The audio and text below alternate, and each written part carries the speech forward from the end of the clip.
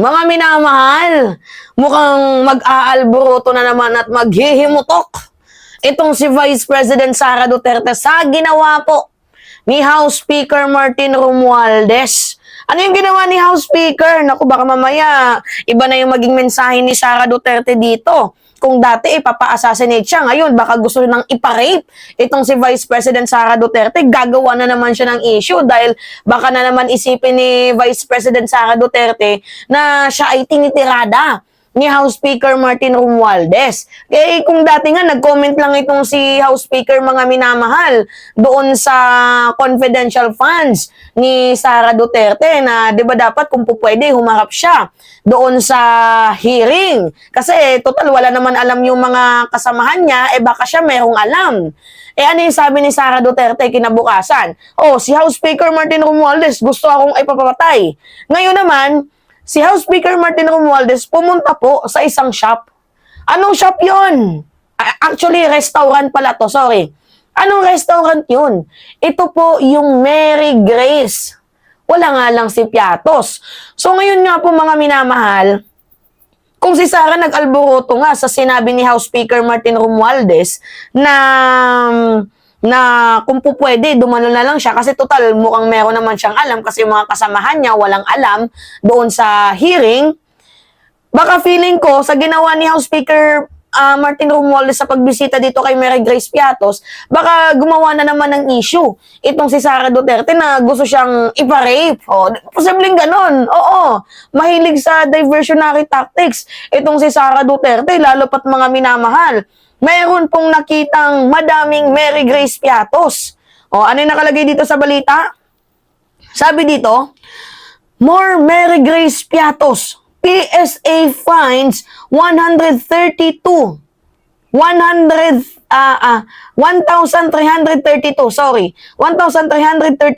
of 1,992 OVP confidential funds recipients have no birth records. So when you say Mary Grace Piatos, yung mga ghost, mga hindi kinikilalang tao, non-existent, no record sa PSA, no record ng death record pala, at wala ding record sa marriage. So pag sinabing Mary Grace Piatos, non-existent po yan mga minamahal, or sa madaling sabi, ghost. 'Di ba? Uy, grabe to, kagimbal-gimbal to mga minamahal. Basahin natin itong balita ha. More Mary Grace Piatos, PSA fines 1,322 of 1,992 OVP confidential funds recipients have no birth record. The Philippine Statistics Authority, PSA, found that 1,332 out of 1,992 recipients listed for the 500 million confidential funds of Vice President Sara Duterte office have no birth record. Mga minamahal, out of 1,992, meron pong positibo na 1,322 na Mary Grace Piatos na naka-receive mga minamahal, recipients sila ng 500 million. Alam nyo, ito na nga lang yung madali, no? Paulit-ulit kong sinasabi sa inyo, mga minamahal. Ang confidential funds, sobrang dali na nga lang po niyang i-liquidate kasi acknowledgement receipt na lang yung kailangan dyan. Hindi yung kunyari pork barrel na kailangan list by list, talagang ililista mo kung para saan to gagamitin, meron pang bidding-bidding. Dito wala. Acknowledgement receipt na lang po yung hinihingi dyan. Kaya nga mas gusto nila yung confidential kasi confidential nga. Ang problema, acknowledgement receipt na nga lang yung hiningi, doon pa sila pumalpak. Doon pa sila pumalya na yun na nga lang yung hinihingi. Diba? Alright. Continue tayo ha. Sabi dito, in a letter dated from December 11, National Statistician and Civil Registrar General Undersecretary Claire Dennis Mapa informed House Committee on Good Government and Public Accountability Chairperson and Manila 3rd District Representative Joel Chua of the findings. So, nung isang araw, December 11, late na itong nabalita, pero meron na pong nakita mga minamahal na findings at agad sinabi dito kay Representative Joel Chua. Ang sabi dito, the PSA revealed that only 670 names from the Office of the Vice President acknowledgement receipt submitted to the Commission on Audit were most likely matched the existing record. So, yung 670 names, nagmamatch din yung pangalan sa mga existing records. Inulit ng inulit yung pangalan. Additionally, yung 1,456 lack of marriage record with only 536 showing possible matches. So, 536 lang mga minamahal, yung mukhang legit. At yung 1,593 had no death record, leaving only 399 with corresponding entries. Grabe to. Kailangan yung legitimacy nito kung na-question eh. Okay. Continue tayo. Chua questioned the legitimacy of the recipients listed in the ARs.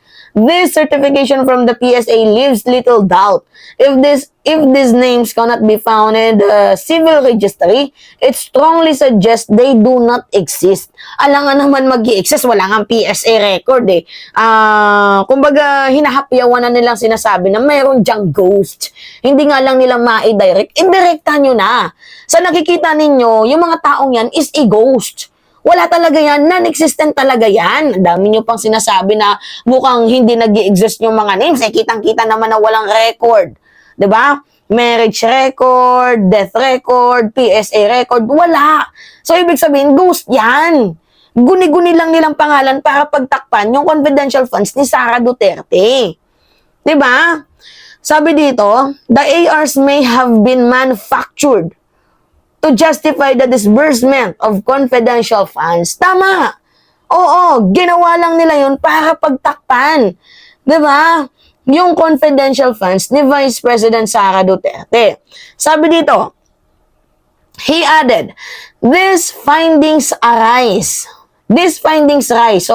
a critical question. If the recipients do not exist, where did the money goes? Sa bulsa ni Sara Duterte. Huwag na nating paikot-ikutin, doon din lang pupunta yung findings niyan sa bulsa ni Sara Duterte. Dahil binigay yung pera kay La Checa, si La Checa naman binigay yung pera kay Sara. Pagdating ng pera kay Sara, wala na. Nandyan na yan kay Sara Duterte. Diba? This is not just a clerical error at this point to deliberate effort to misuse public funds. So ano yan? Sa madaling sabi, betrayal of public trust, yung ginawa na naman ni Vice President Sara Duterte. Labag ito sa 1987 Constitution natin, grounds for impeachment na. May nakikita na kayo eh, bukod kay Trillanes na 21 article of impeachment, ito kitang-kita yung pandarambong dito. Or else plunder, pwedeng pagsabayin yan. The PSA investigation followed earlier revelation regarding the Department of Education, DepEd, 112.5 million confidential funds out of 677 names listed in the DepEd ER, 405 lack birth record, and 445 had no marriage record, and 508 were without death certificate.